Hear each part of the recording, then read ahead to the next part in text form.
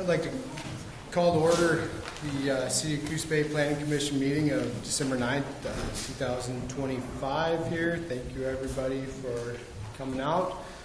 I'd like to start with any public comments here, and if you have any public comments related to the agenda items, if we can save those for the appropriate commenting section during those agenda items, I'd appreciate that. If we have anything not related to the two agenda items today, please feel free to step forward.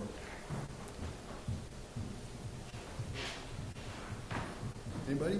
Bueller? Okay. Hearing none, go ahead and move forward. We've got not a lot on the agenda, but I imagine it'll be fairly busy, and I've got some pages to read here, so bear with me. We'll go ahead and start with the commissioner appointment to the Parks Commission.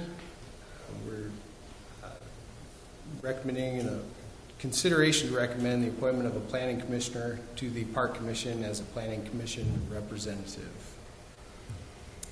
Yes, so we're just looking for a representative from the commission to volunteer or be appointed to serve on the Parks Commission, which is a requirement for the parks. When does the Parks Commission meet? They are every... I believe it's the first and third Tuesday of every month at 4. Sorry. Thursday. Sorry, thank you. The first and third Thursday of every month at 4 p.m.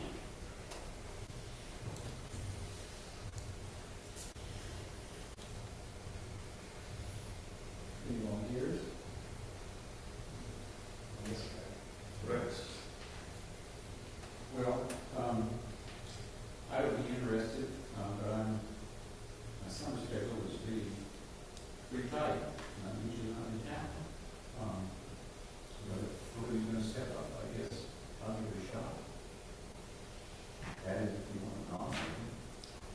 Oh, I'll make Rex. You guys didn't want out of it, no. Okay. We have a motion and a second here. All in favor of the voluntold appointment of Rex to the Planning Commission representative to the Parks Commission? Aye. Aye. Aye. Aye. Good. Carries. Thanks for volunteering. Okay. Okay.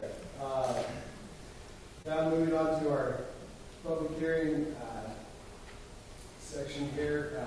First, public hearing to consider the Type 4 land use application number 187-25-000-154-PLNG, the Inglewood Housing Development Project here. Got a bit to read, so bear with me here. I now open a public hearing on land use application number 187-25-000-154-PLNG. Today is December 9th, 2025. It is 6:04 p.m. My name is Josh Stevens. I'm the Planning Commission Chair. The Planning Commission will make a recommendation to the City Council on this application based on the complete record, including the testimony received at tonight's public hearing. These proceedings will be recorded.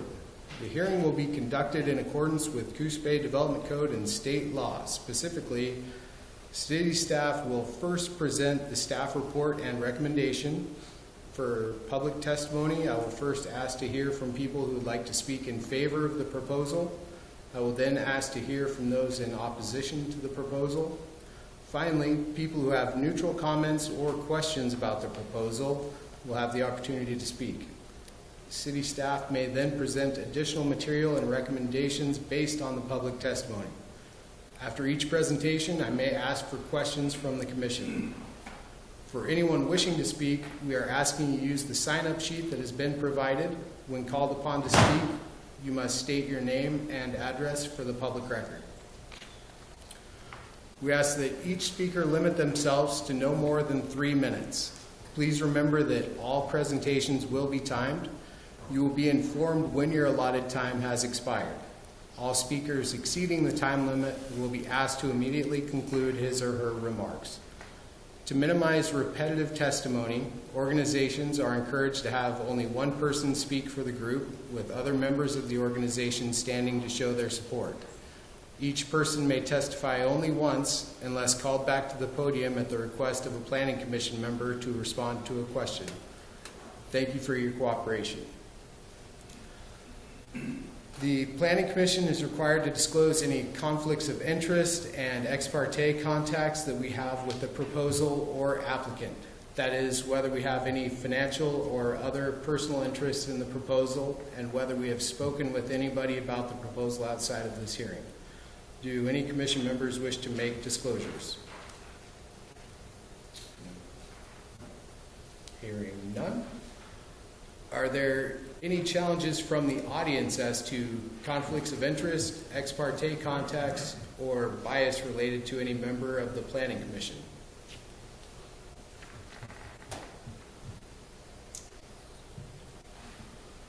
Okay. State law requires me to tell you a number of things at the beginning of the hearing. First, the applicable substantive criteria that apply to this application are contained in the notice of public hearing, the written staff report, and will be identified and discussed in the oral staff report. Second, your testimony, arguments, and evidence must be directed toward these criteria or other criteria in the comprehensive plan or development code that you believe apply to this application. Third, failure to raise an issue accompanied by statements or evidence sufficient to afford the decision maker or other people an opportunity to respond may preclude appeal of a decision on this application based on that issue. Planning Commission will make a recommendation to the City Council for a final decision. A decision of the City Council may be appealed to the Land Use Board of Appeals. We will now hear from staff who will go over the staff report. Justin. Okay, great, thank you. I'm going to share my screen. Just give me a minute. Share.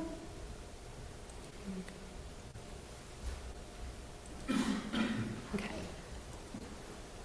So, this land use application, it's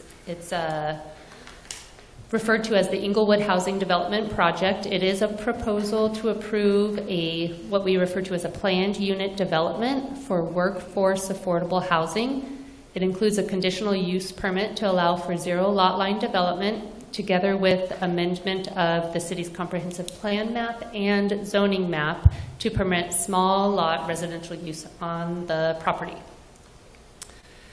So the proposal, breaking it down, that planned unit development, it's something we use when a property is constrained or you need some flexibility to be creative in design. The proposal is 30 single units of workforce affordable housing on approximately 2.21 acres of land.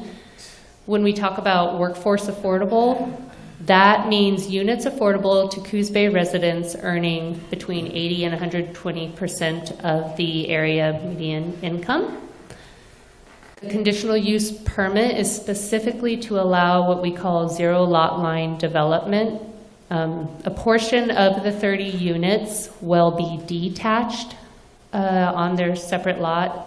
The rest will be what we call attached. They'll share a wall along the property line. That's what that's for.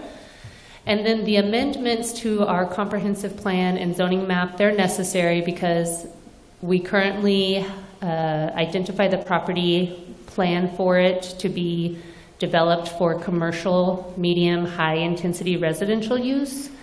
And this proposal would result in bringing that plan designation down to just allow residential low density type planning.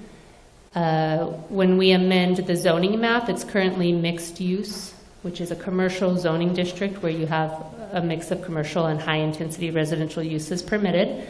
The proposal will be to change that to allow for small lot residential use only. So This is just a brief overview of the maps. If you can, I don't know if my pointer will work. Up at the top is the comprehensive plan map. You can see the designation, this yellow identifies the low density residential plan designation. And then this rectangular piece of property with the star, that's the subject property, currently planned for higher commercial residential intensity type uses. Below is the zoning map overlay. It shows this orange, that's our small lot residential zone district.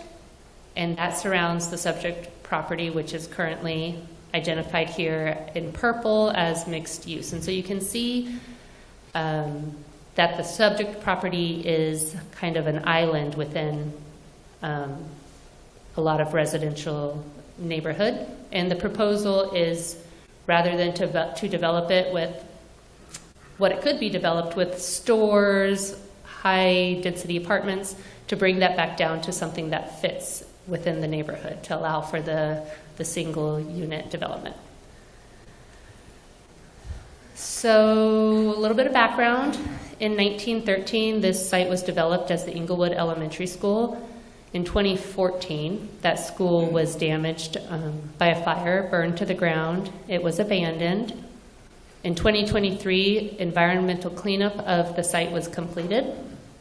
And we really emphasize this is it's been 5 or so years of coordination, partnership between the city, the county, and developers to look at what makes sense for the property given the surrounding neighborhood. And the result has been a neighborhood infill development that meshes with the surrounding residential uses.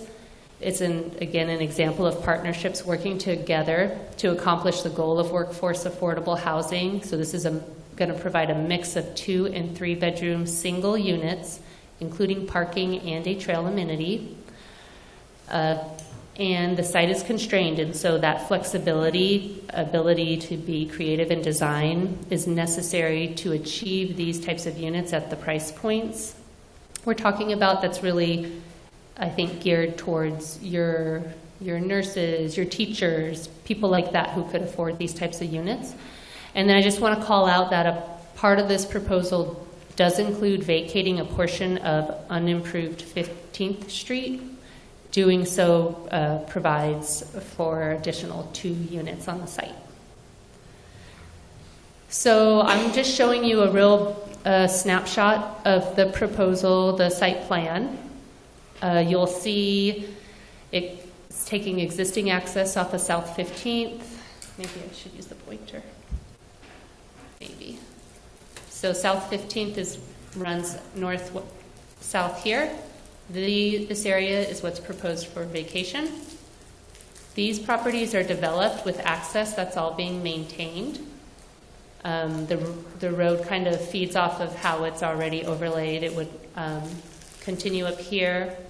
You'd have your larger detached single units kind of in the back, tucked on the hillside, with the smaller attached units more up front. You've got another kind of existing access point that would be utilized here. The developers that the city has partnered with, they're here, and I'm going to let them go into more details about this part of it.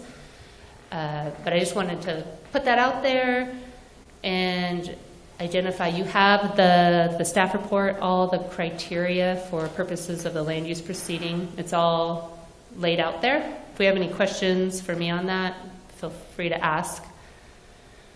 I want to point out that in a land use proceeding like this, notice is required. The city has made all the required public notices. The Department of Land Conservation and Development got their notice on November 3rd. We posted notice at City Hall, on the city website, and in the city's newsletter back on November 17th.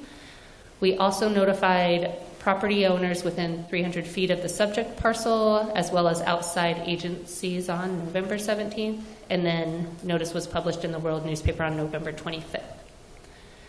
And so to date, we've received some comments. Oregon Department of Transportation was included. They responded and said they have no comments based on their evaluation criteria. They typically will look at when a city wants to rezone or change the plan designation of a map for, is this triggering a higher intensity use that they need to mitigate the transportation infrastructure for? That's not the case, and so they've provided that they don't have any comments. Our engineering division has provided comments in the form of an engineering division staff report dated December 1st, 2025. That's attached to the staff report, your packet. It just lays out some continued coordination that needs to happen between the developer and the city. And so a recommendation will be that any approval would be subject to condition that the teams continue to coordinate to satisfy all the engineering division's needs in that letter. And then the general public, we've had lots of phone calls, inquiries. People have come to City Hall to ask about the project. There's plenty of people here tonight, which is great. Lots of involvement and engagement. I wanted to just kind of highlight the written comments, the general,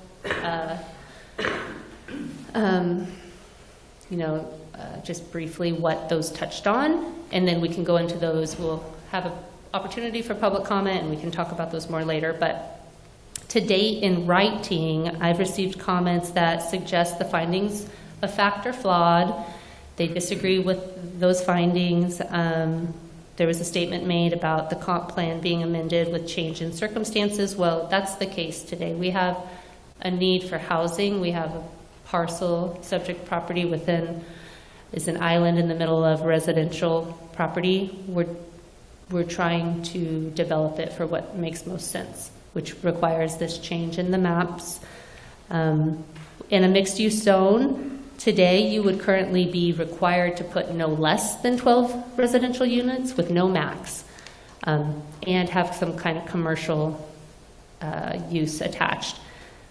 The change will mean that you can only have a max of 12 units per acre, and then any units over that would have to be like dedicated to affordable housing. And so that's what's happening here. We're within those density thresholds. There were comments that suggest there's not a need for housing because the population has been static. Well, that's really opinion. A statement that says this proposal will double the amount of housing units on Pennsylvania. I just wanted to throw up a map kind of the broader area.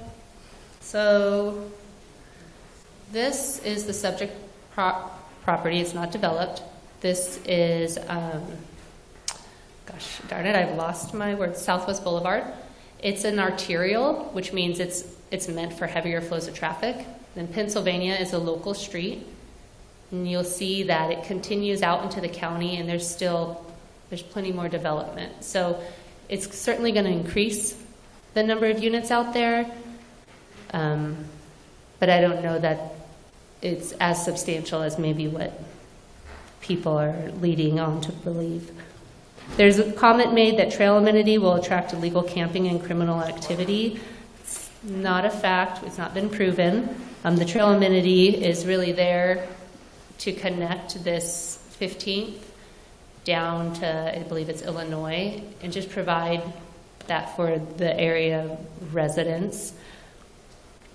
There were questions about Pennsylvania on-street parking. Is the road wide enough? Where would those vehicles turn around? I mean, you can see that there's room for vehicles to make turns at the different roads. There's areas for that. I do believe the road's wide enough. We have our public works director here. She can speak more to that. There were just general questions about off-street parking traffic impacts. Has a traffic study been completed? There was one done in 2022 for a 40-unit apartment complex. And so we think that there's potential that still applies to this because this is a lower impact development. And then there were statements made that we should be changing this to allow small lot residential, just like the rest of the neighborhood. Well, that's what we're doing. And one comment suggesting we need conditions such as locked gates, floodlights, and background checks. Those would be conditions that likely wouldn't hold up if this was appealed to LUBA. So I just wanted to call those out. I'm sure there'll be more tonight, and we can talk about those. But that's what I've received in writing so far. And so I'll just conclude with the fact that Planning Commission can recommend City Council approve the land use application based on the information presented with the recommended findings. Again, asking that a condition be that there be continued coordination between the developer and our engineering division to ensure that all the items addressed in their staff report are satisfied. And then also including enactment of an ordinance confirming the amendments to the comprehensive plan map and the zoning map. And then with that, I'm open to questions, but I also want to call the developer, Darren's here up. He has a presentation and he can kind of go over some more information in detail if you don't mind letting him talk, and then we can have questions, comments. If that works? Okay. Chelsea? Yep. Mr. Chair, do you want to ask questions to Chelsea first? Or we'll get this pause, and then I can address those too. Any questions at this point? Okay. And I am going to pull up. Good evening. While Chelsea's pulling up some slides, which I apologize in advance, there's going to be a little bit of redundancy, so I'll try to go fast over the ones you've already looked at. My name is Darren Nichols. I'm a member of Compass Communities, LLC. We are a collection of planners and builders and community developers who work directly with cities and counties across the state of Oregon, solving challenges, really. And housing, it turns out, is at or near the top of the list for a lot of cities and counties these days. So we operate, we're a private firm. We operate without subsidies, but we use local investments, our own kind of team of investors, and our kind of skilled team to help evaluate solutions, basically, but we work with cities and counties. So we're not a typical development company in that we're not driven by profit. We're really driven more by problem solving. Personally, I have 30 years of experience as a community development director and agency director working on the public sector side of things, have recently moved into the private sector to basically do that work in helping developers and cities work together to solve problems. So when we talk about this project, this is a project that was brought to us by the city of Coos Bay. We were asked to take a look at the site and to evaluate kind of what we thought was possible here, and we'll talk about that in a minute, but that's who we are. I want to introduce a couple of my colleagues in the audience. I have our building team lead, Damon Olson, is also a member of Compass Communities and part of our development team, and then Eric Kirby is our civil engineer. Eric's the one with the beard and the cool hat. So this is just part of our team, the team that's been working with Nicole and Chelsea and Jennifer and Kelly and Amy and Jeff and a long list of other folks on the city side to kind of evaluate what really is the right kind of future for this neighborhood and for this particular site. All right, so I'm going to look at this map because Darren, yeah. sorry to interrupt you. Before you get started, I wanted to offer, this is a pointer, the red clicks that, and then to remind Planning Commission, if you'll make sure your mics are on and you speak into your microphone so those online can hear. Thank you, Chelsea. And please interrupt me at any time if you have questions as we go. Just get my attention. Thank you. So you can see the map of Coos Bay. You're all familiar with this. You can see where the Englewood School site is. It's down at the south, near the kind of southern end of Coos Bay's city limits. We can move to the next couple slides, I think. That one's not going to tell us too much. Thank you, PowerPoint.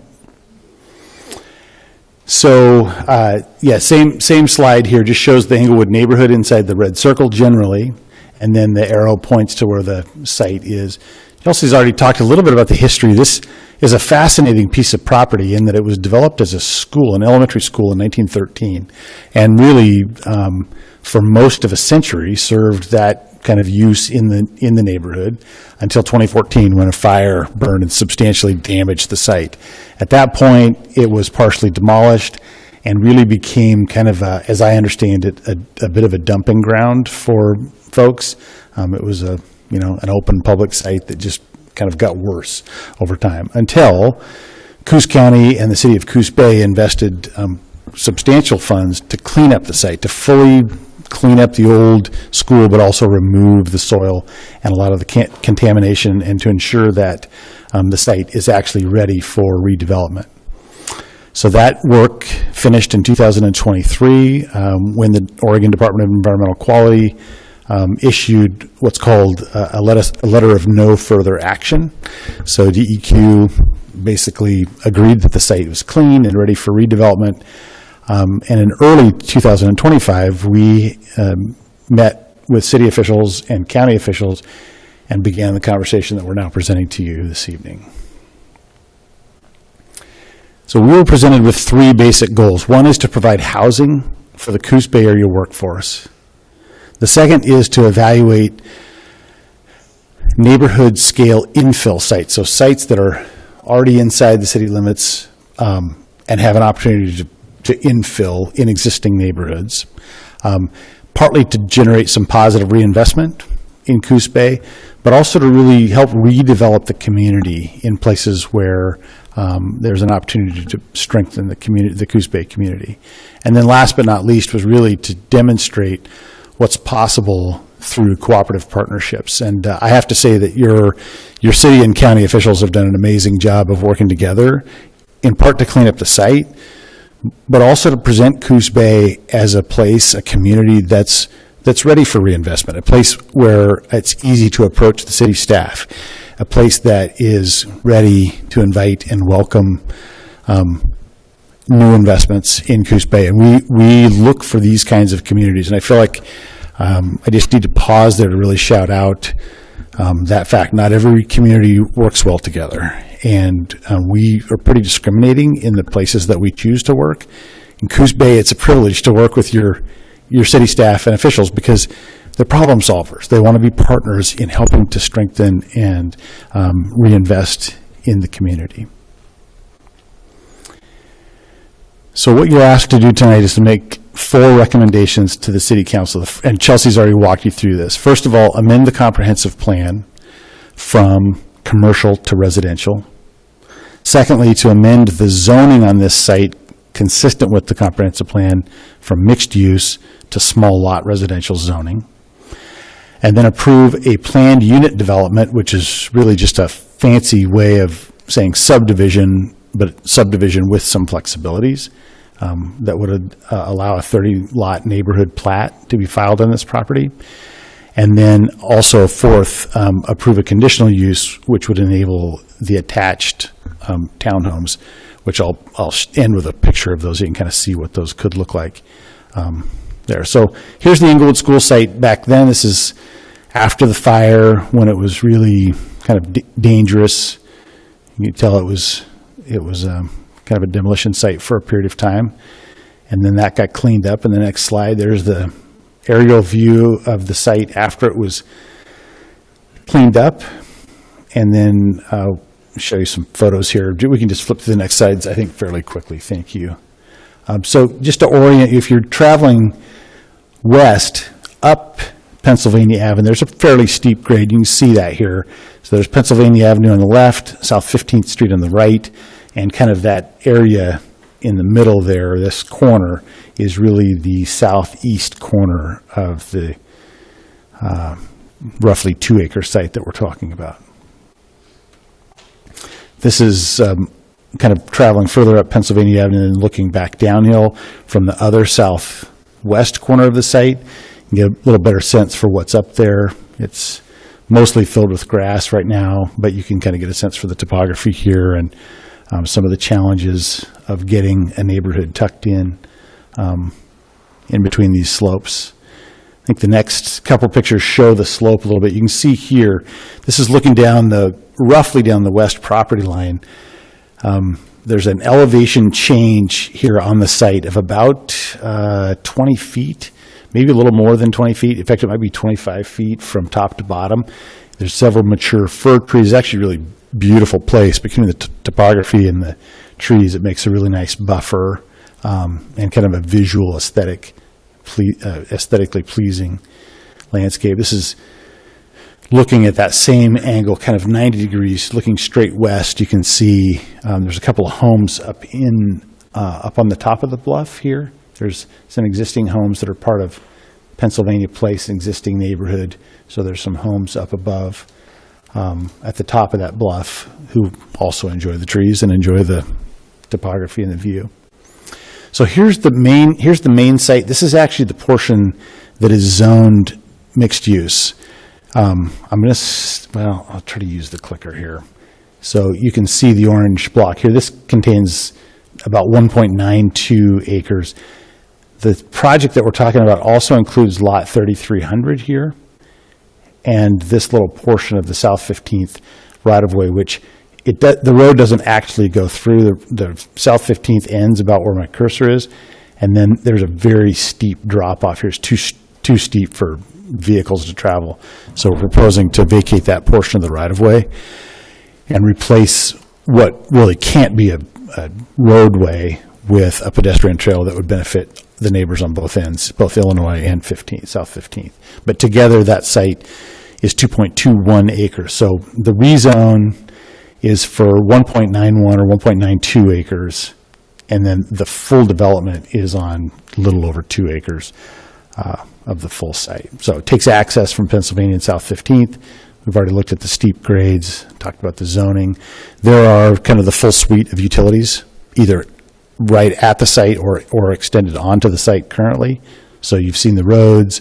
We have North Bend Coos Bay Water has, I think, a 6-inch main line in 15th. We've got access to sewer in both 15th and Pennsylvania.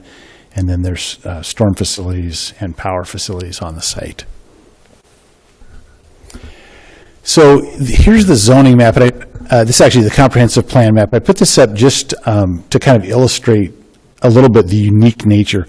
Here's the school site down here. See this little island of purple, which is the mixed use zone or the commercial zoning, in the middle of a lot of residential zoning. And we've had some discussions with staff about why that is. Nobody seems to really know, but I think, if I had to guess, I would say it's because it was a school in the middle of a neighborhood. And so at some point in time, it just made sense to give it commercial zoning. Now that the school is no longer there, we think it probably makes sense to change the zoning to something that's more compatible with the surrounding kind of quieter residential development. Just for context, the next nearest mixed-use zoning is clear up here at the south end of downtown in an area that's really more appropriate for it. So we'll take a look at the next slide. Zooms in just a little bit. You can kind of see there's the site, that little purple rectangle. There isn't really any commercial near it. It's just surrounded by single-family homes in a neighborhood. So I think we've talked about most of this. I want to highlight just a couple things. We worked hard as a team to provide as many housing units as possible in the zone, but also maintain a neighborhood feel. So these will be smaller lots. The home footprints will be slightly smaller than the surrounding. The square footage that we're looking at ranges between 1,000 square feet and about 1,400, maybe a little over 1,400 square feet. There'll be 2-bedroom units with 1.5 baths or 3-bedroom units with 2 baths. So, when I was a kid, this is what we used to call a starter home. It was a place for an individual or a family to invest in a piece of property that they own and that they could afford, and would give them an opportunity to get into the housing market, build some equity, and then possibly move up or maybe just stay in this neighborhood. But the idea is that these would be owner-occupied homes. So just like any other neighborhood where folks own their homes, they will own these homes as well.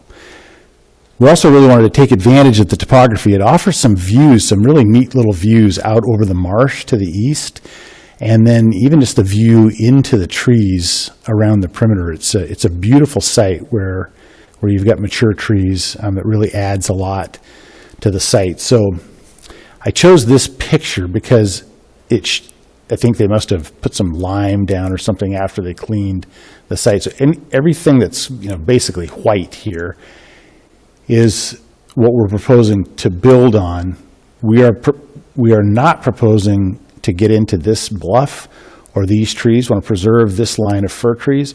We also want to stay away from this bluff here. You can't quite see it in the photo, but this drops off probably another 20 to 25 feet. It's pretty steep, and we'd like to protect and preserve these trees here.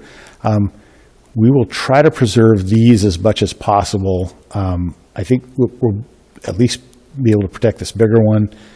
The little ones, I think it's going to depend a little bit on where the footprint of the roads and houses go, but the idea is to protect as much of the existing treescape as we can.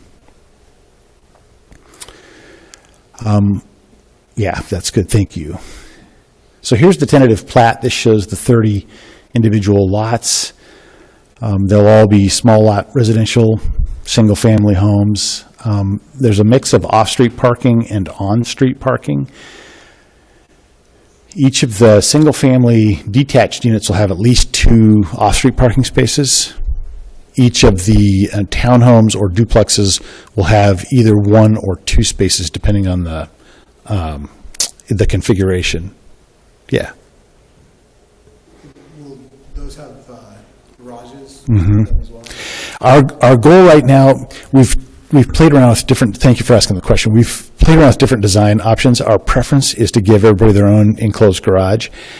With some of the townhomes, which I'll show you, there's one bank of townhomes that may have a tuck-under carport. Partly it just gives them a little bit more flexibility with the site.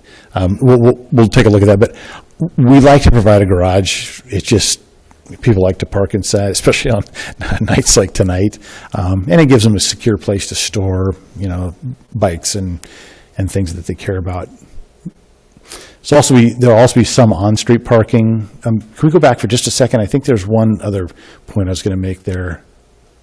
I think we're done. You'll see the sidewalks and pedestrian access. Thank you. This picture just shows the topography a little bit. When the lines get so close together that it looks like gray shading, this is pretty steep along this corner, and then of course along this edge it's pretty steep as well. In general, well, this is good. So this is just a 3D rendering. Special thanks to Eric and his team. Joe and Calvin put this together. It kind of lets you see a little bit what the site would look like. So here's Pennsylvania Avenue coming up the hill. Here's 15th coming in off of Pennsylvania. Our thought process here is coming off of 15th, create a loop connection into the site, and then from here you can either head north up to a cul-de-sac or head back out here on a little alleyway that we're calling Recess Way. We'll play on the former school site, but that gives quite a bit of circulation. You can come in or out either of those locations. So one of the comments was, what's going to happen if people park out here in Pennsylvania or on 15th? Do they have a way to get in or out? The answer to that is yes. They can just either loop around this way or vice versa, but there's a way to just loop through the neighborhood. So right here you'll see 2 banks of townhomes, each with 4 units. This is a single-family home here. This is a duplex. It's another duplex here. This here is the largest building on the site. This is a 5-unit townhome. We've gone back and forth between whether that should be 2 stories or 3 stories. Either way, even at the 3-story height, it's at the floor level of the homes above. So those folks that live up above us will be able to look out right over the top of the roof. It will not impact their view. And then up this way, this is another duplex, and then this row here are all single-family homes backed into those trees over the bluff. They end up having some pilings built underneath them. It gives us a little bit more space, and frankly creates a great back kind of deck view in those trees back behind. But that's the way it's laid out. It's just a different view of the same site. You can see at 2 stories, these are all just represented by boxes, but at 2 stories, these are well below the floor level of the homes up above. And even if these go up to kind of a short 3-story, they're still at that floor level. So this is the view from the north, kind of just looking at the cul-de-sac end of things. This one shows pretty well the relative height of the homes up above on Pennsylvania Place over the top of the roofs. This one here is a little hard to see on the screen. I apologize for this, but the walking trail would be publicly accessible from 15th here. Would walk around. You'd be able to walk around the backside of these homes, or around the side of these homes, intersect this trail, and then just take a gentle grade down onto Illinois. Or if you're down on Illinois Avenue, it'd be a gentle climb back up into the neighborhood from both ends. Yeah, please. And with that trail there, these are all owner-occupied units. Yes. Is the goal. Yep. How will something like that trail be maintained a decade or two down the road? Yeah. Who's responsible for the common areas and things like maintaining the trail down the road? Good question. So you'll see from the site plan, a lot of the site is covered by public easements, either for access or for utilities, including that trail. Maybe we can go back just real quickly. This is good, Chelsea. Thank you. This area here is all covered. It's all it lands in the backyard lots, but it's all covered by a public access easement. So that's one of the things we've tried to do is avoid creating HOAs to cover everything. In part because if you're a new homeowner, if you're someone who's holding down one or two full-time jobs, the last thing you want to do is go to night meetings on Tuesdays in Coos Bay. So we've been in discussions with the city about who should take responsibility. I'd say that's an ongoing conversation, Mr. Chair. Right now, the thought is that the city would maintain that. We'd build that to a pretty low maintenance standard, so it's not a huge cost expense, but the trail itself would be either maintained by the neighbors, probably it's in their backyard, or if needed, the city. Yeah, thank you for asking the question. Okay, so this is kind of, this just shows you a little bit what these would look like. These are the townhomes.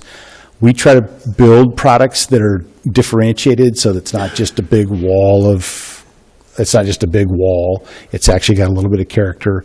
This is not, these are neither the colors nor the exact materials that would be on this unit, but they're representative of the kinds of materials that we use. Be some lap siding, be some vertical batten board siding, and there'd be a mix of different balcony types, kind of a recessed balcony here versus a protruding balcony here. This particular design, it has the tuck under parking, so here's a car parked under here. Each one would have covered parking, but without a fully enclosed garage. We're still kind of toying back and forth with whether those will be enclosed. So, yeah, thank you very much. Yeah, please. Well, talking about affordability, I'm not even sure that's a word we're supposed to use anymore in America. But what price point are you looking at in dollars and cents? We've had conversations with at least a half a dozen realtors locally to ask them kind of where is the sweet spot. Certainly not some of the right ones, but If we didn't speak to someone, we would like to meet them and speak with them next. It seems like the need for folks that live and work in Coos Bay is between the low to mid 200,000s up to the low to mid 300,000s. So that's our goal. We think we can offer these for sale as low as $225 up to about $325, and that's our goal. We'd love to visit with you more. We feel comfortable that we can deliver at that price point.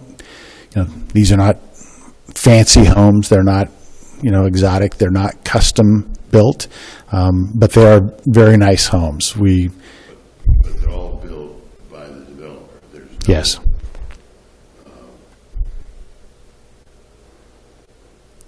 see. I'm looking at this, and just a quick question on this. When I'm looking at where it says Recess Alley, apparently a reference to the school that had been there. Is that where these people are going to exit that area out onto the pavers, not onto the street? I mean, it's unclear to me how that works. So that Recess Alley is a two-way, it's just a narrow two-way street. So it's it's a street, public street. Yep. From lot 1, that's the only way you have to get out.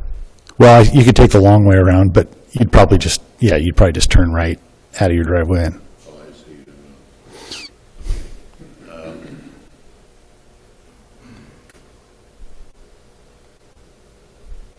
I guess the other question was, you say it's going to be,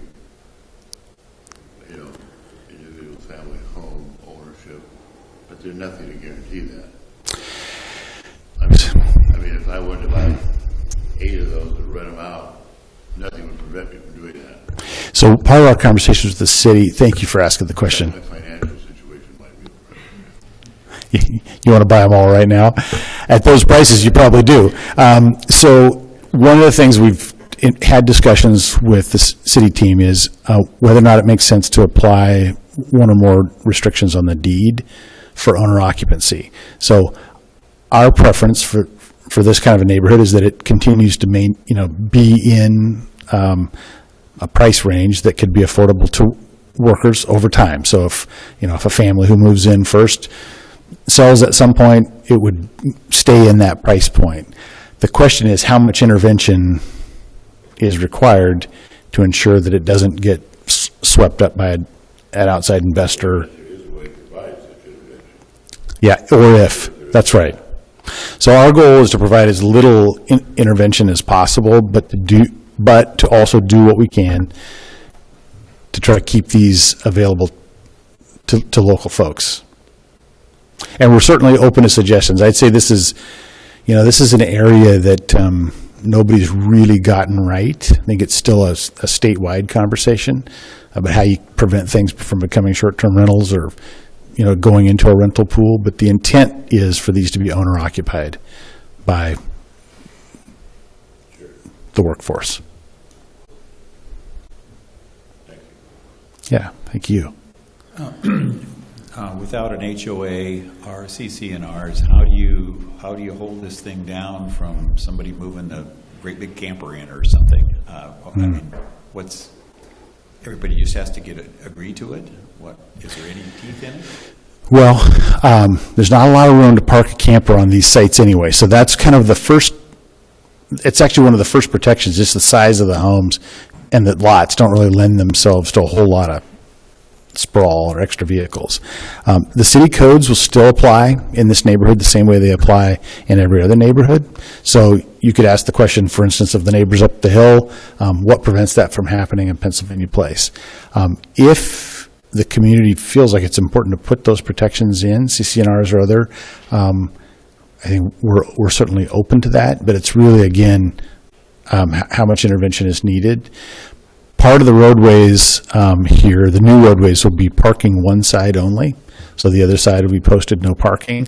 And then on that little Recess Way alley, there'll be no parking on either side of that part of the road. So, hopefully folks can read the signage and they understand, it's a neighborhood. They're going to have to learn to respect their neighbors at the same time. We are considering right now whether it makes sense to have a little bit of an education kind of session for each of the new homeowners, just to talk about what it means to live in this neighborhood and how to be respectful of your neighbors and how to live well here. But Another question. yeah. Who currently owns all this land? Is it the school district, the city? The school district sold the property to another private entity sometime before the fire in 2014. Right. After the fire, Coos County took ownership of the property, has since deeded it to the city of Coos Bay. The city of Coos Bay has deeded it to us with the understanding that we are committed to building as many housing units as we can at those price points. So Compass Communities currently owns the property.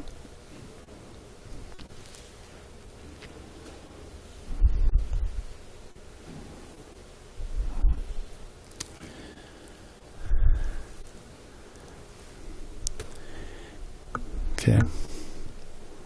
I'm curious about that, though. How does the city deed, or in fact give, I guess, did your corporation buy it? Not directly. We had to pay off some existing obligations that were on the property. So we paid, I forget what the total price was, $130,000 or $140,000 to satisfy some of the city's commitments to our predecessors. So it wasn't free in the sense that it didn't cost us anything. We had to put some cash on the table. However, the transaction for the property itself was a non-monetary transaction. We signed a development agreement, or we are working on a development agreement currently to ensure that we're held accountable to deliver what the community needs.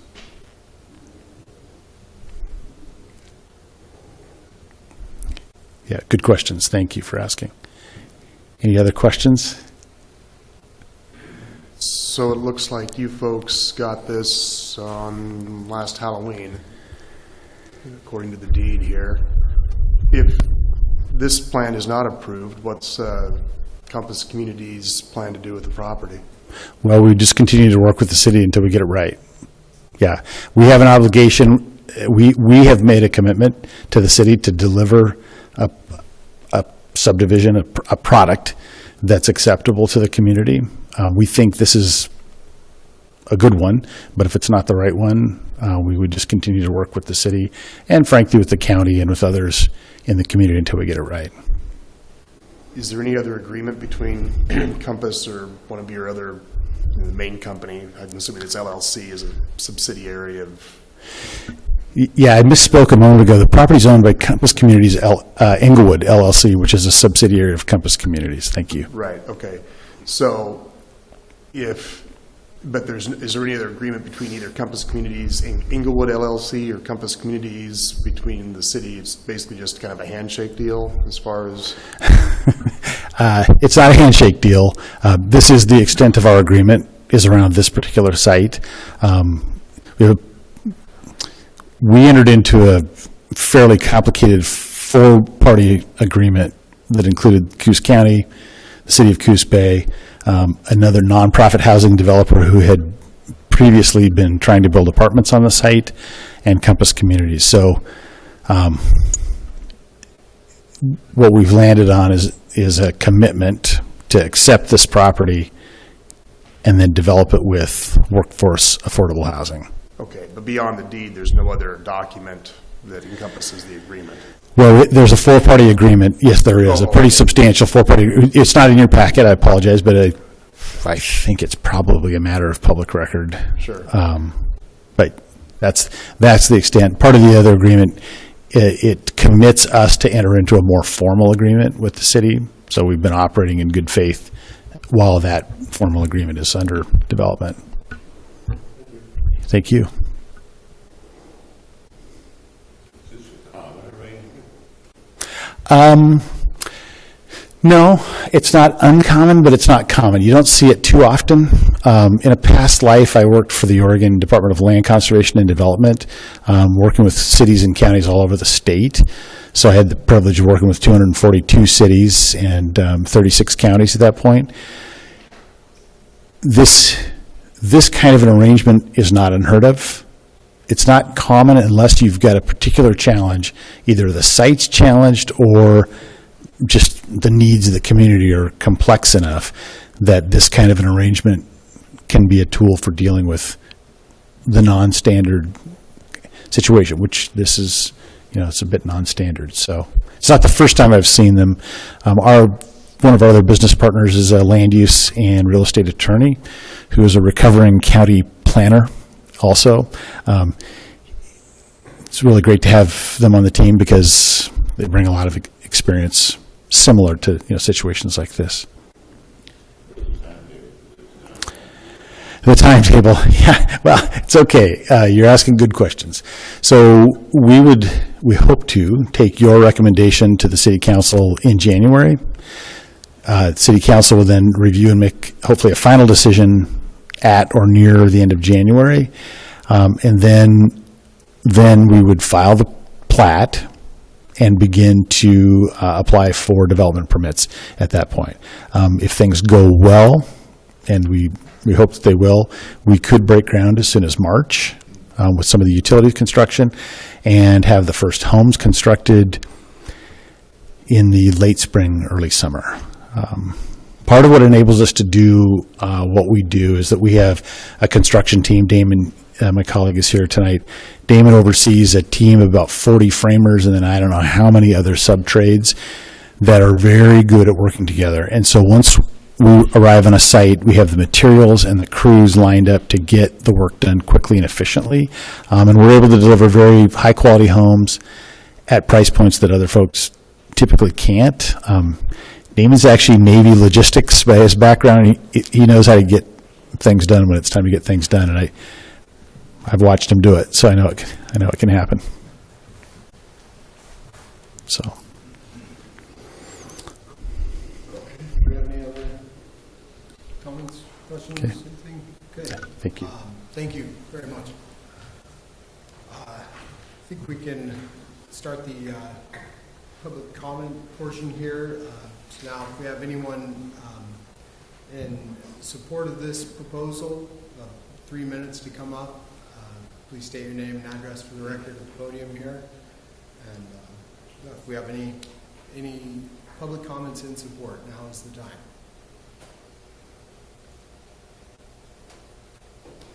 Okay. Any opposed to the proposal here? We'll have 3 minutes, and if you can state your name and address for the record at the podium, please. I'm not opposed to it, but I've got some questions. If we can give, you'll have, Okay. here in just a second, but if we have any just flat out opposed people, now would be the time. And now, hearing none opposed to it, anyone who's just neutral, has some questions, comments? I have opposed. Oh, Do I okay. need to sign up or anything? Yeah, please, thank you. If you guys are also, anyone else opposed would stand up at the same time, but. My name is Sandra Sperling. My address is 1567 Pennsylvania Place, Coos Bay, Oregon, 97420. In looking at the plans, the parking to me looks, almost felt horrified for the people that would live there. One, an enclosed garage for some, but a family 2-bedroom or 1.5 bath. So if 2 adults live there, or maybe if they had 1 teenager, I know 2 adults would be 2 cars. So some of them only had 1 parking spot. And then if there were 2 adults, say he said a teacher and a nurse, they might have 1 teenage child that might have a car. Yikes, 1 parking spot, now we have 3 cars. And I actually live over there, so 1 extra car on the street, and we only had 1 parking spot. Now we have, so multiple spots would have only spot for 1 car, but now we have 3, and that's just 1 of 30, right? Hope you don't have any guests coming over, so we can't have company now. So I would be horrified of no place to park, and then, so 30 just seemed like way too many for that area for parking, definitely. I was worried about that. Definitely not enough space for that. It just seems very small. And then also, as far as he was talking about price, there was no guarantees on any of that. So not knowing who gets to be the realtor, who gets that 7%. So he said, well, we're hoping we have a goal of $200,000 for a shared wall, 2-bedroom or 3-bedroom, 1.5 bath. But that could be a goal for a building structured overseas that just shows up and could be whatever quality. But it could end up being a lot more money, and now we have 1 parking spot maybe, and we need a lot more. So it just didn't really seem feasible at all. And there's not sidewalks over there, and there's no stoplights. So there's just not entrances and exits on that hill, and at the bottom there's those curves. So they're just, I was surprised ODOT would approve without parking lots where 30 housing units with multiple cars trying to come in and out at times when there's all those curves and people trying to go to work and such, when they're all working families and multiple people trying to go to school and work all at the same time. So, thank you. Good one. Thank you very much. Any other opposed to this proposal here? Okay. Moving on now, any neutral comments here? Anyone, questions, comments, anything like that? Now would be the time. You'll have 3 minutes, and please come up to the podium and state your name and address for the record. Excuse me. Hi, my name's Alan Ellis. I live at 2003 South 15th Street. My property abuts the school property. We're just down below them. The reason I'm here is because when we moved it down in 2004, we had water in our backyard. It was pretty bad. And I found a culvert pipe coming out of from the school district up there, about a 12-inch culvert pipe, and that was doing pretty good. And so we got a hold of the city, and nobody would come and look at it. Excuse me. So I put a French drain in to alleviate some of it to get done. And my wife and I traveled during the winter because I'd retired at that time, and so it didn't affect us that much.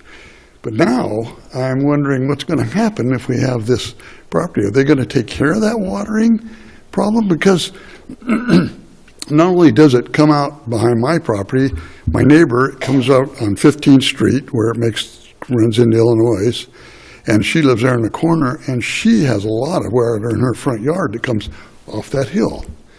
So, and I don't know what you're going to do about that, or if there's some pure way that you can take care of that. And we were just curious, and we're not against it so much as, although I don't like to have 30 houses in my backyard, but we're not against that. Low-cost housing is really important, but I want to make sure that we can get this taken care of before it goes on. So that's all I had. Thank you, Mr. Oaks. Are there any other questions, comments? Yeah.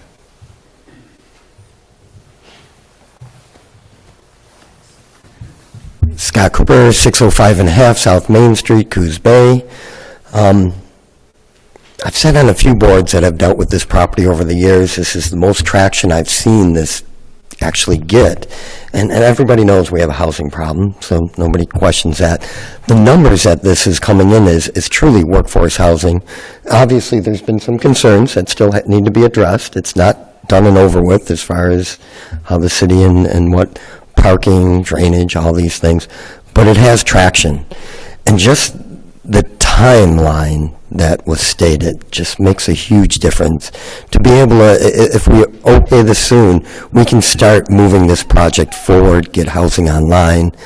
Yes, there's going to be consideration on how we make sure it doesn't become rental units, what we do about parking, what's happening in drainage, but all these things can start moving forward if it kind of gets moving forward today. So, just been involved with this for too long, watched it move from all these different entities. It has never made any traction. I heard a higher density number that was proposed by one of the boards I sat on, and I thought that was crazy. So this number is actually coming down on what some other people thought the density could be in this area. So, and I love the way they worked with the landscape, and that's it. Thank you. Any other public comments?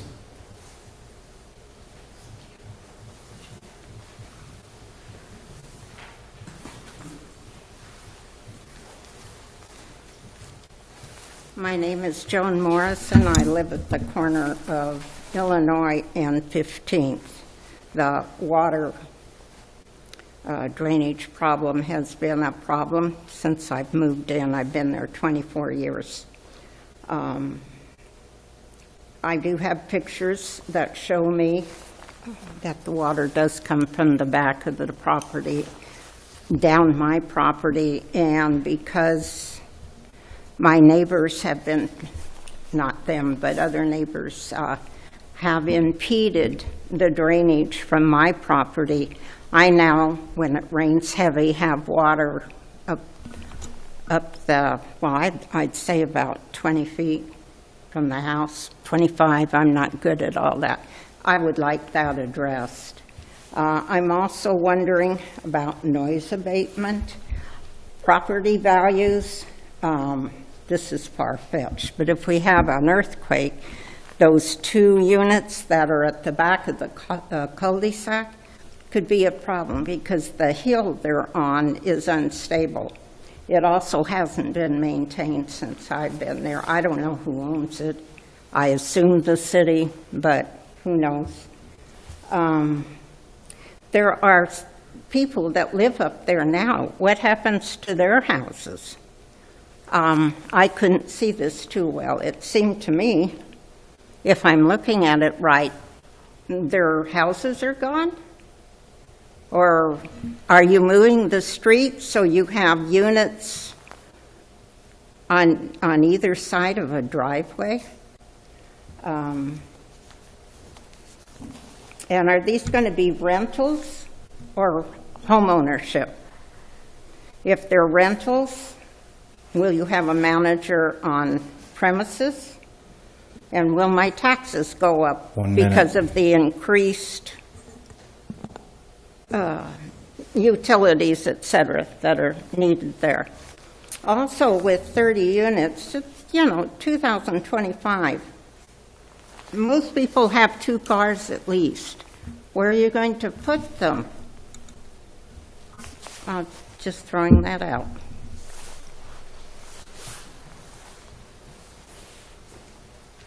Thank you.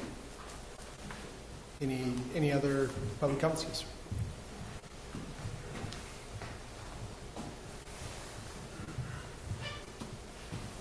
My name is Ryan Bowe, and I live at 1525 Pennsylvania Place up the hill there. And my questions were regarding, I was a little unclear of the parking on Pennsylvania Avenue.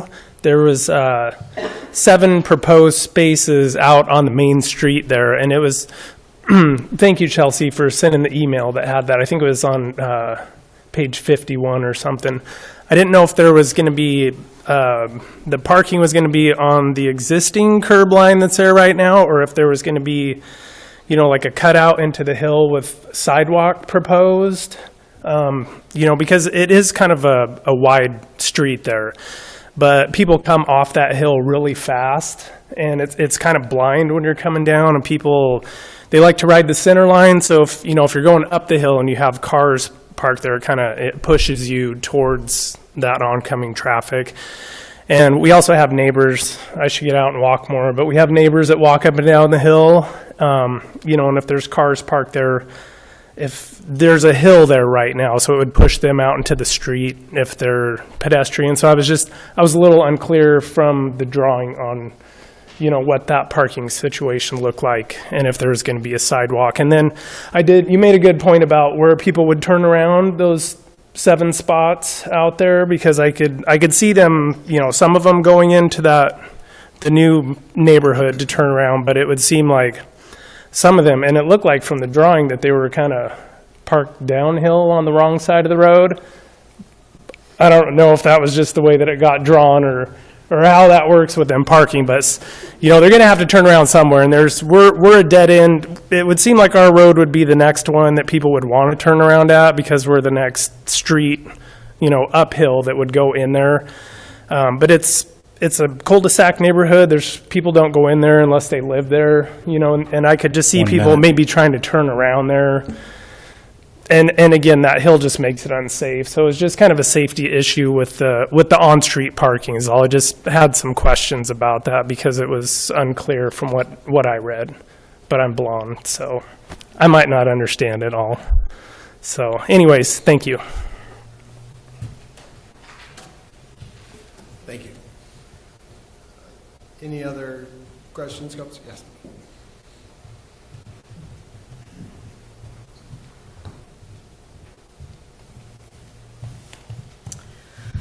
Thank you. I'm Nicole Rutherford. I live at 2342 Brooklyn Drive in Coos Bay. I'm also the city manager for the city of Coos Bay, and I wanted to add some context to this property in general in the history behind it, so that might help you understand the difference between where we are today and where we have been over the, gosh, I'd say last decade. So, prior to this developer being here, we actually had an arrangement, a three-way party arrangement with Coos County, the city of Coos Bay, and our local community action agency, ORCA. They were going to build low-income housing on that property, between 40 and 50 units, with a head start there. So when we think about transportation and traffic flows, a little different in that scenario than what we would be looking at today. Those would have been for rent units and subsidized. The next group that came in, because ORCA has gone through some organizational changes and was unable to continue down that process of development, we had another nonprofit developer come to the table, interested in building something similar, same unit counts in that space, but again, being a low-income model, and they were looking for state or federal funds to help build that out. And their application never got approved. They're just up against competition that was a little bit more stiff.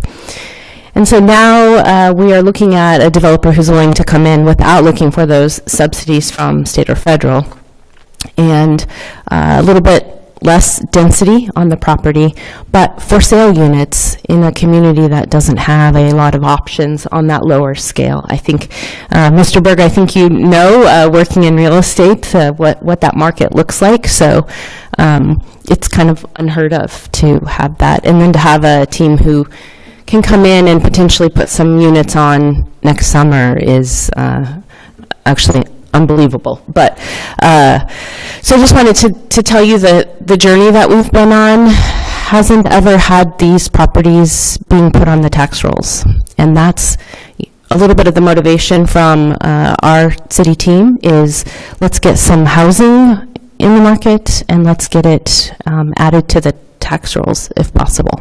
So thank you. Thank you. Any other public comments, questions? Yes. Okay, so my name is Ingrid Hill, and I live at 1525 Pennsylvania Place in Coos Bay. And I just wanted to make a recommendation, because we've discussed the on-street parking, and it looked like there was even within it would be like if somebody we came up that hill last night in the dark, and there's no street lights. There's one up by Pennsylvania in our cul-de-sac, but that whole street is very, very, very dark.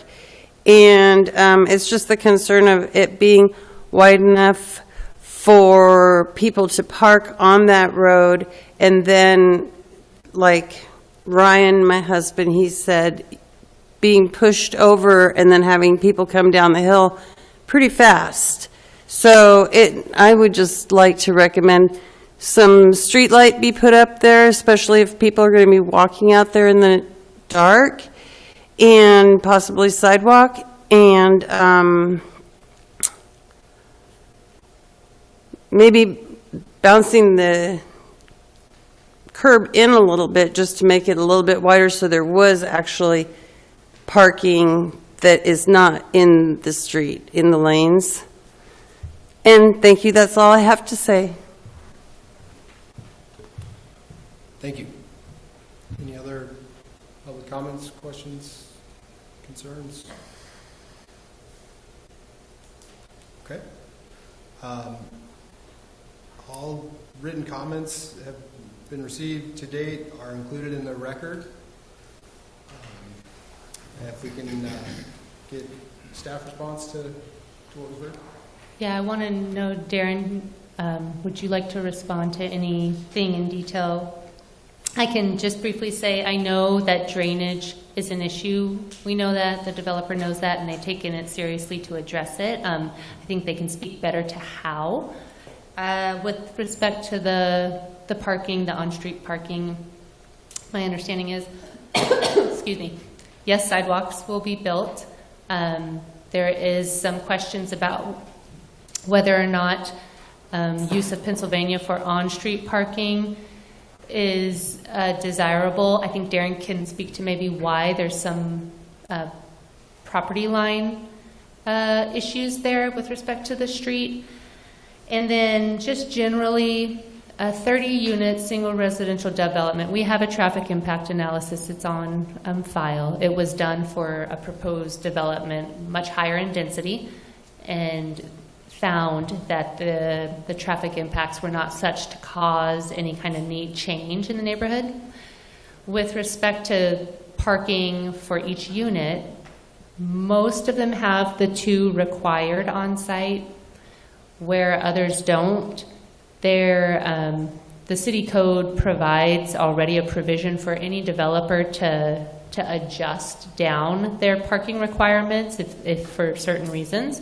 So that's an option outside of this process for anybody. And just people keep in mind that the street is there for the public. So it is there for people to drive. It is there for people to park their vehicles. It is there for people to walk on the sidewalk.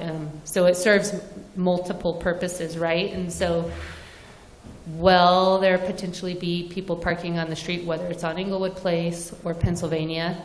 Maybe, but that could be a possibility today anyways with the people who live there. So I make those comments, but I want to defer to Darren to really get into the details. I think he'll do a better job. Thank you, Chelsea. And I want to say thanks to everybody who's testified for or against it. Actually, it's super helpful to us to know what your community needs. So thank you for taking time to come out on a Tuesday evening. If you're too shy to come up and speak during the public comment period, I have a stack of business cards, and I would encourage you to reach out and share your concerns privately. It's what helps us to deliver the best possible addition to the neighborhood, and we welcome your thoughts. So thank you very much for the questions and for listening. I'll just go back and touch on a few of the questions and some of the concerns that came up, and then if you have questions again, please just ask. So I heard ODOT mentioned these are all local streets, so I just want to be clear, ODOT doesn't have jurisdiction in this kind of part of Coos Bay. These are all local streets. The traffic impact study that was done in 2022 demonstrated that all of the surrounding road network operates at level of service A or B, even during the most kind of the highest peak hours. So not much has changed in this neighborhood since 2022. We are in the process of reaching out to that traffic engineer to make sure that all still holds. But level of service A is sort of full unimpeded restriction. Level of service B is really good. Usually there's not a problem unless you get down to level of service D or F. And so using transportation engineer speak, this neighborhood actually flows very well, even at the highest peaks, with a 40-unit apartment complex on the site. So our early trip calculations reduce those anticipated 40, I think there's 38 peak hour trips, reduce those to a maximum of about 30 anticipated. So we fully expect that the system's going to be able to handle the traffic. Stormwater runoff. We're in the process right now of evaluating the stormwater and developing a system that takes care of all of our stormwater and also addresses at least some of the existing challenges. So we're aware of some challenges, kind of legacy challenges from the neighborhood up above that have flowed down onto the Englewood school site. Eric is working through that right now to find a system that diverts that stormwater into the storm system, the storm sewer system. So our expectation is that, first of all, if there are concerns, we'd love to visit with our neighbors, and to the extent that we can address those, we'll do our best. We anticipate that because of the way we've designed the site, much of the stormwater that currently runs onto and off of the Englewood site will actually now go into the storm sewer, which is where it should be. So, I think we've addressed a lot of the concerns, but we would like to work with anybody who has specific issues to make sure that we're doing the best we can.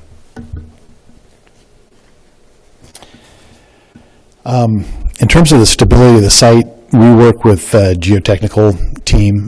There's a local geotech here that does great work. They have evaluated the site before, so we're looking at the soil stability currently. They will also evaluate the site after we've done our utilities and grading work to make sure that it continues to be stable. So we do that because we want to make sure that we protect the folks up above us. We also do that because we want to make sure that we're protecting the folks that buy in this neighborhood or anybody below. So the site is actually pretty stable. It held an elementary school for almost 100 years, so it's pretty stable. There will be no rentals. None of these units are for rent. These are for sale only. Appreciate the comments about the blind hill and the street parking. Chelsea, I don't know if it's possible to bring up the site plan. If you look in this packet, I think it's page 51, shows a couple of really important things. Along Pennsylvania Avenue, we propose to have full-length sidewalks for the full length. So people will have a 5-foot sidewalk, a safe place to walk off the street. Appreciate the comments about streetlights. That's a conversation we've been having with the city engineer, and we'll take another look at that to make sure we have enough streetlights, but not too many. Okay, last but not least, I want to see if we can pull up the plat map, but if you look in your packets, you'll see that there is a portion of the existing pavement. So the pavement on Pennsylvania Avenue right now is 36 feet wide between the curbs. That's pretty wide.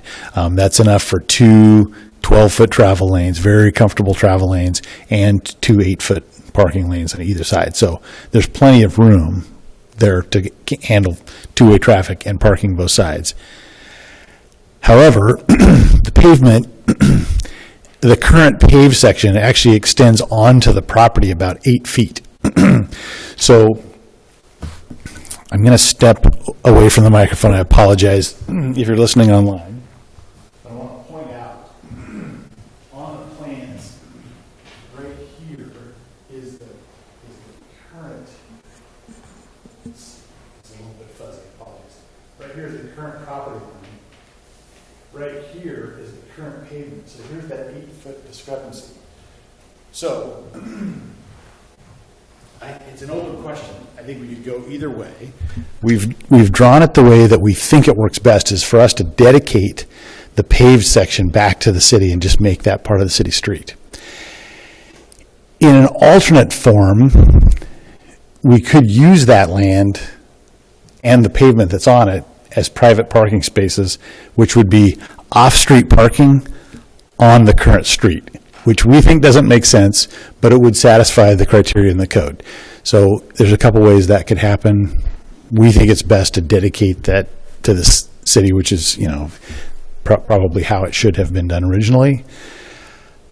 But it does mean that we do lose some land that could otherwise be used for parking. So, and then last but not least, I would just say parking is often a concern, and we understand that. We also know that homeowners make their choices of a home kind of based on what their needs are. So if people need more room to park more vehicles, this probably isn't the neighborhood for them. On the other hand, if they're a senior or a veteran or a single person, this might be exactly what they want with one or two parking spaces. So, at some level, you kind of have to let the market make informed choices, and people tend to make good choices when we think these folks will as well. So, happy to answer any questions. One quick question. What percentage of this development is common area or green area? So the total acreage is 2.21 acres. The total developed area, streets included, is about 1.5. So it's roughly 25 to 30% open space. So by the time you take the two bluffs out, it's actually a substantial portion of the site that is common open space that's accessible by the public with a public access easement on it. I didn't put those in the staff report, but it's a pretty substantial portion of the site. I wanted to address the concerns about the home prices. We will sell these in the range that I described, somewhere between $225,000 and $325,000. I say that with a little bit of hesitation because nobody knows what round of tariffs is going to hit next or what the interest rates are going to do, and so we can't forecast in the future. Fair enough. However, I have watched Damon deliver homes at, believe it or not, even less than that price point. High quality homes with granite countertops, solid wood cabinets, wood floors. We know from our experience and because of the relationships that we've built in the supplier community that we can consistently deliver at those prices. I don't know why we don't see more of that in Oregon. From our experience, it's doable, but we're committed to make that happen. Damon's also a veteran, and he might not be comfortable with me sharing this exactly, but we pay pretty close attention to the needs of veterans. One thing that we've heard in Coos Bay is that the number of veterans who qualify for a VA loan until they get into the market and start looking at the homes in those price ranges and find out that the house that they had their heart set on actually needs another $100,000 of improvements in order for it to qualify for financing. These homes will qualify for financing. These will be beautiful new homes that veterans or seniors or families can afford to get into and will qualify for traditional financing. So we feel really good about our ability to deliver a product that you'll be proud of, we'll be proud of. We want to be invited back. We want to be invited to the next community, and the way we do that is by delivering on our promises.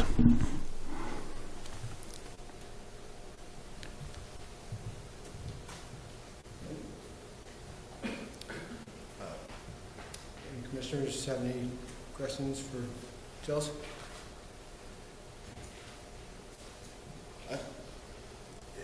I have one quick, kind of a nitpicky thing here, but is there a reason why you can't just extend South 15th? Do we have to rename it to Inglewood Place? Because then we've got South 15th, Inglewood Place, and Recess out where we've got a couple new street names in this little couple acre area here, and it just seems to be.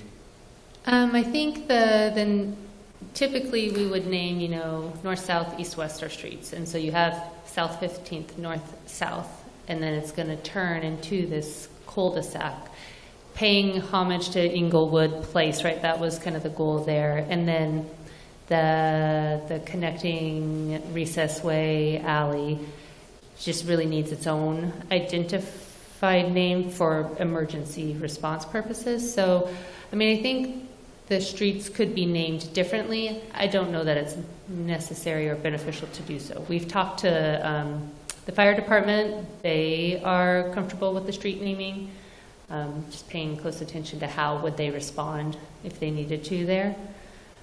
And I think people appreciate the school, relating it back to that original school site.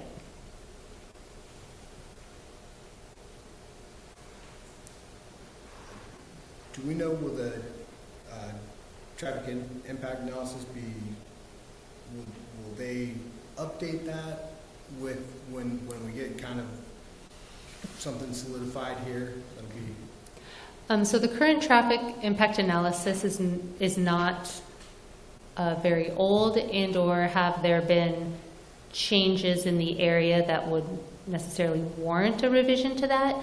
And so that analysis was done considering a development of higher impact.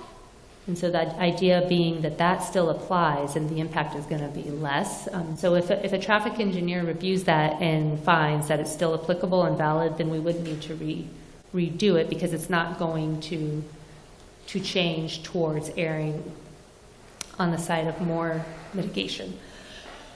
Excuse me.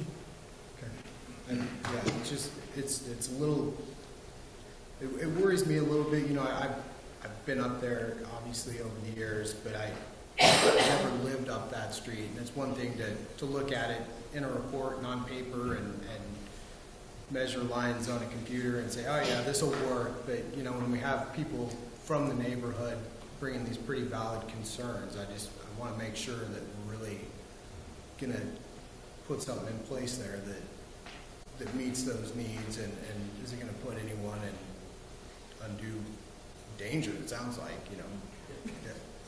If I might. Thank you for asking the question.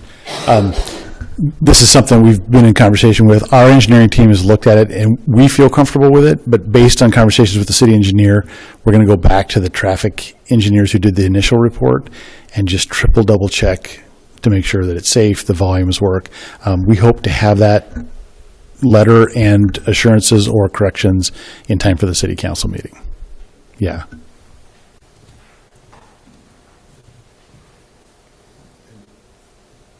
I guess my last real concern is just kind of about the trail and that public space and who takes ownership of that. You know, I hate to put something in that looks pretty in marketing pictures and then, you know, 5-6 years down the road gets thrown in, or, you know, who's patrolling that, who's making sure there's no litter, no anything like that, I guess. And I know we spoke on that a little, and that's down the road to be addressed. Yeah, I think the intent is that it would be covered by a public access easement and the city would help maintain it.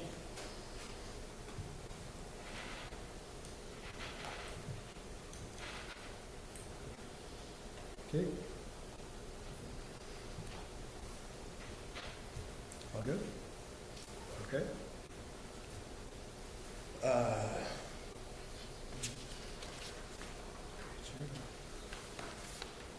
So, no more questions, no more responses. I'll now close this public hearing in the record at 7:32 p.m. Now, any deliberation on this from the planning commission?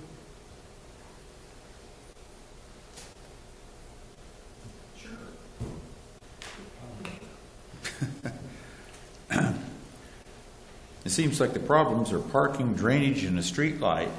That doesn't seem like a lot of problems to me. That's pretty straightforward. The positive things are affordable housing and putting it on the tax rolls. That seems to make a lot of sense to me.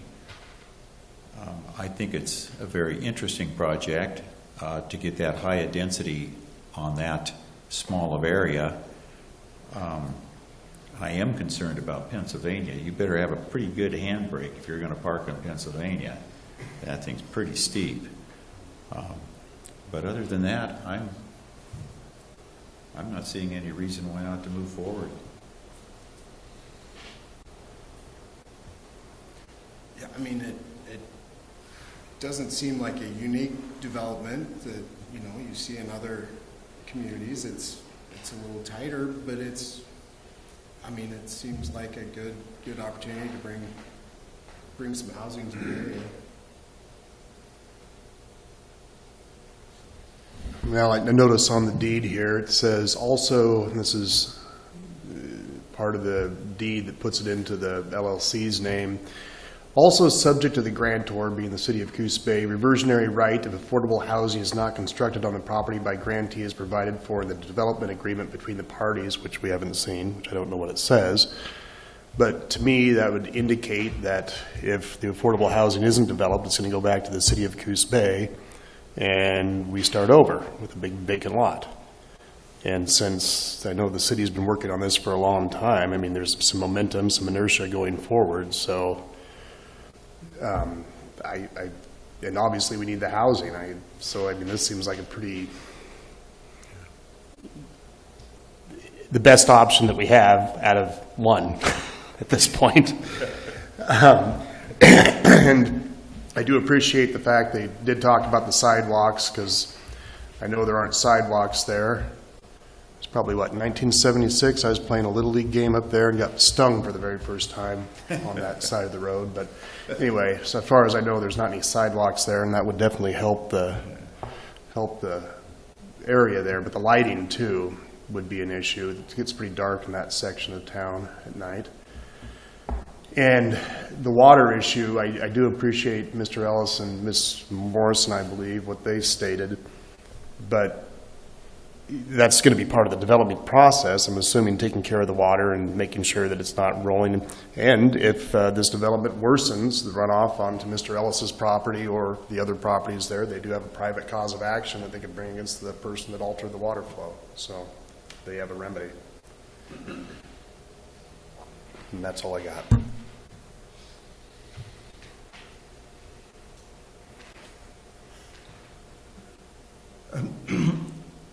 I've had the opportunity to and challenged to do 3 subdivisions in my career, and this particular project is very challenging because of the topography and size.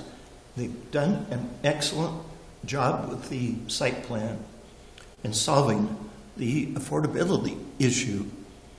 The parking, this dedication to the city, I don't know, Pennsylvania. Great solution to it, and I'm very much in favor of the change.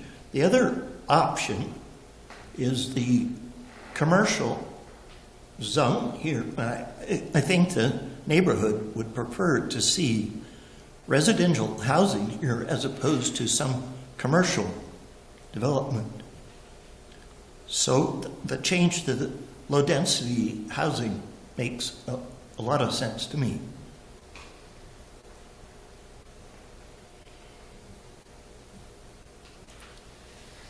So is that a motion? Well,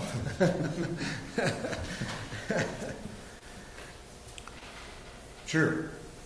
I'd like to make a motion that we approve the application subject to the City of Coos Bay Engineering Department's requirements. Make a recommendation. Okay. Do we have a second on that? I'll second it. Okay. Been moved and seconded. All in favor? Aye. Aye. Aye. Okay. Unopposed? This is just a recommendation, though, to the This city is, council. this is just a recommendation to the city council, yeah. And so they'll move forward through that process there. So it's not, this isn't the end all be all here. Right. Chair, if I can just reiterate, City Council is tentatively scheduled to conduct their public hearing on the matter on January 20th at 6 p.m. So there's additional opportunity for comment and consideration. Okay. Thank you very much. Okay, and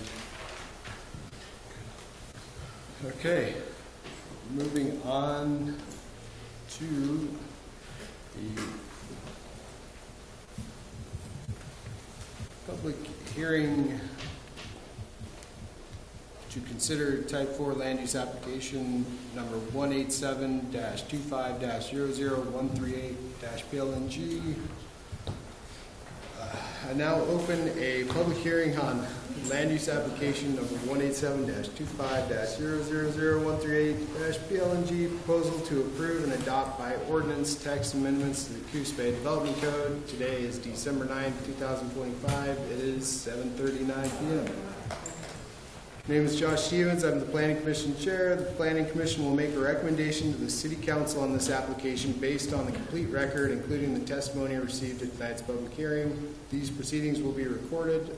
The hearing will be conducted in accordance with the Coos Bay Development Code and state law. Specifically, city staff will first present the staff report and recommendation.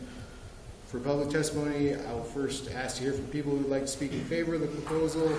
I will then ask to hear from those in opposition to the proposal. Finally, people who have neutral comments or questions about the proposal will have the opportunity to speak. City staff may then present additional material and recommendations based on the public testimony. After each presentation, I may ask questions from the commission. For anyone wishing to speak, we're asking you to use the sign-up sheet that has been provided. When called upon to speak, you must state your name and address for the public record. We ask that each speaker limit themselves to no more than 3 minutes. Please remember that all presentations will be timed. You will be informed when your allotted time has expired. All speakers exceeding the time limit will be asked to immediately conclude his or her remarks. To minimize repetitive testimony, organizations are encouraged to have only one person speak for the group, with other members of the organization standing to show their support. Each person may testify only once unless called back to the podium at the request of a Planning Commission member to respond to a question. Planning Commission is required to disclose any conflicts of interest and ex parte contacts that we have with the proposal or applicant. That is, whether we have any financial or other personal interest in the proposal and whether we have spoken with anybody about the proposal outside of this hearing. Any disclosures? Nope. Okay, any challenges from the audience as to conflicts of interest, ex parte contacts, or bias related to any member of the Planning Commission? Okay. State law requires me to tell you a number of things again at the beginning of the hearing. First, the applicable substantive criteria that apply to this application are contained in the notice of the public hearing, written staff report, and will be identified and discussed in the oral staff report. Second, your testimony, arguments, and evidence must be directed toward those criteria or other criteria in the comprehensive plan or development code that you believe apply to this application. Third, failure to raise an issue accompanied by statements or evidence sufficient to afford the decision maker or other people an opportunity to respond may preclude appeal of a decision on this application based on that issue. Planning Commission will make a recommendation to the City Council for a final decision. A decision of the City Council may be appealed to the Land Use Board of Appeals. Staff report on this? Yes. Let me just share my screen. Keep us in line.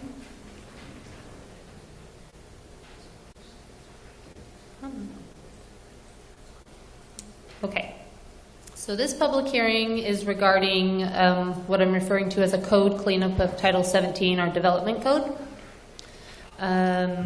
with the goal of addressing consistency with state and federal laws and aligning this code with current city plans, policies, and internal processes.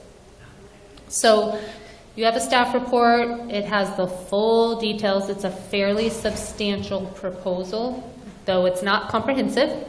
But here are some highlights. We look at amending the procedures section, which puts forth what type of projects require what type of land use process and how that all works. Really, it's just to clean it up, make it consistent with our current processes. We add some definitions that are needed to help clarify for staff and the public. We address childcare, and there's new state laws in place that require cities to allow childcare in certain parts of, in certain zone districts and within certain provisions, and so we're doing that through this proposal. Residential infill of small commercial lots. The city, a couple of years ago, completed a housing needs analysis together with a housing production strategy. One of the strategies was to look at providing residential infill development opportunities on these undeveloped small commercial lots, so under 15,000 square feet. So we're providing an opportunity for that. Also looking at simplifying design standards in our commercial zone districts. Planning Commission has talked about the Waterfront Heritage District, for example. There are some pretty stringent architectural design standards and processes that must be followed for somebody to develop there. It's seen as a barrier.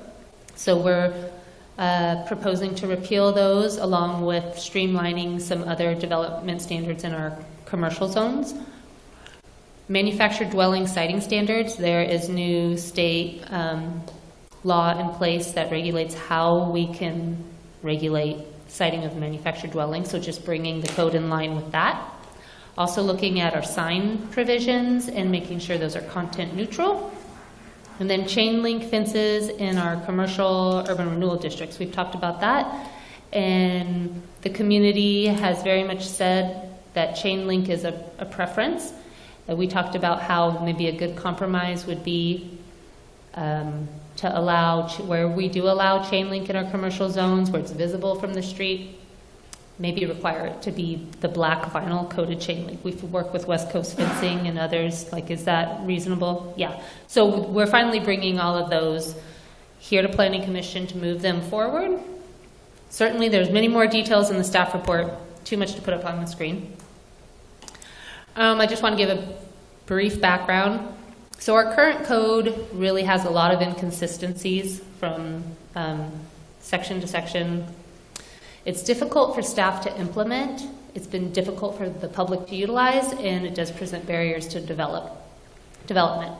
So over the past 2 years, Planning Commission, we have talked through various workshops about the updates needed. So this proposal does kind of consolidate all of those and tries to move those forward.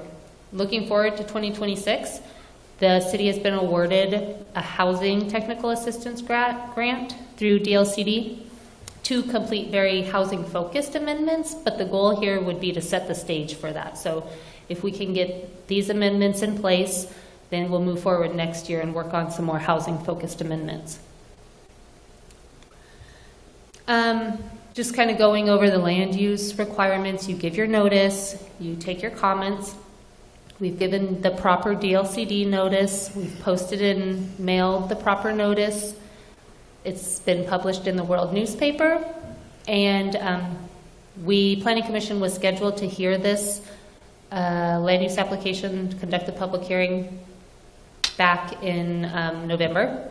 And we had to delay it till December, so we even put out revised notice, making sure everybody's aware. The code updates have been available online since October. We have received no comments to date. So we can certainly talk about any items you want to talk about specifically, but in this case, again, Planning Commission will be making a recommendation to City Council. Staff believes you can do whatever you want, but we believe you can improve it based on the information presented and the recommended findings. If you have any changes that you'd like to see, you'd want to just identify those, and then moving this forward would also require enactment of an ordinance to confirm those amendments. So if there's questions or comments, happy to do that now.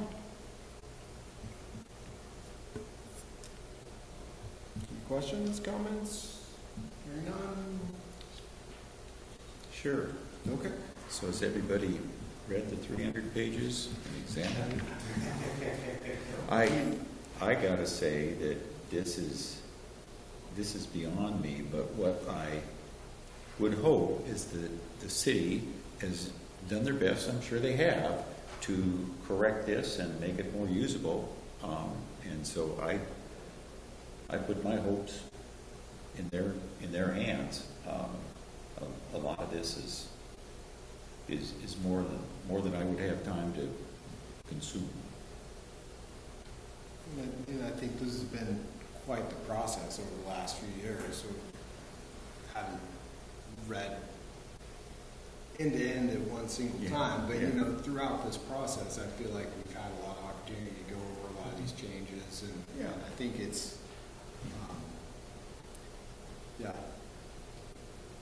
feels like a good positive step forward, and it's cool to see some things happening after putting in all that work. And if I can just add, when staff as we were talking about these things and working on them, the staff gets into amending the code, what we would run into is if you just amend this chapter, and then you're going to have additional inconsistencies. So maybe we repeal architectural design standards in the waterfront heritage district, but that means we have to go touch the off-street parking standard, the supplementary standard. So it was this trickle, like this constant. So that's why it took so long, and this is kind of the point where it's not perfect, but it's at a point where we could move it forward, adopt it. I don't think it would be worse, and we're going to keep making progress on it. Yeah, and I don't think we want to let perfect get in the way of progress here. But And it was a nice compromise about the chain link. Saying you just couldn't use it in commercial zones was not right, but maybe the black would, that's a type of compromise that I think is important. So.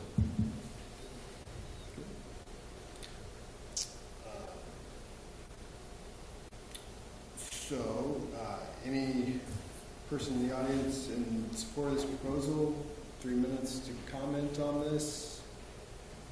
Any interest? The audience still left. Any in opposition to this proposal? Same 3 minutes. Okay. Any questions, comments? Anyone neutral to this? No? Okay. Any written comments on this? Nope, as I said, we've received no comments to date. I've had some inquiries, people who have reviewed it, but they've not come back with any comments. Okay. Any other questions for? So this is recommended to go to the city council. That we're making a recommendation? Correct. Okay. Yeah, we have little in the way of actual. We get to recommend. Right. Right. You guys are making progress. Okay. Any other questions from Chelsea? Good. Close this public hearing and the record at 7:52 p.m. Any deliberation on this? Do you want to pull back up the recommended verbiage there to make it easier for Mr. Berg to make this motion? I'll move to approve land use application number 197-25-00013 PLNG based on the information presented by the applicant and recommend findings of approval. I would read it, but I couldn't read all the time. Okay, been moved and seconded. All in favor? Aye. Any opposed? None. Okay. Again, this is just a recommendation. The City Council is tentatively scheduled to consider this recommendation during a second public hearing at their regular meeting on Tuesday, January 6th, 2026. So go talk to them. Okay.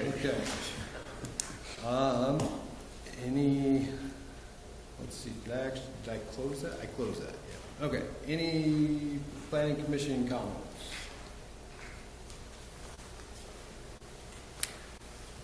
I guess if I had a comment to make, it would be the housing development there in Inglewood. I would much rather see something like that than I would what's occurring over at North Bend for the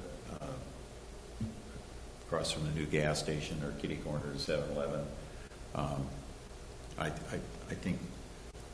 think people need to live in a space that's more conducive to a house rather than just a big box. So I'm really kind of interested to see how that's going to turn out. I hope it goes through. I hope they actually build it.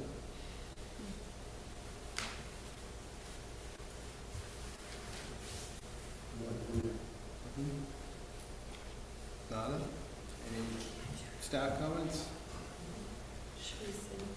I just wanted to say thank you guys for coming out tonight and getting these hearings heard. Much appreciated to have you here in attendance, and then also Rex for stepping up for the Parks Commission. So thank you.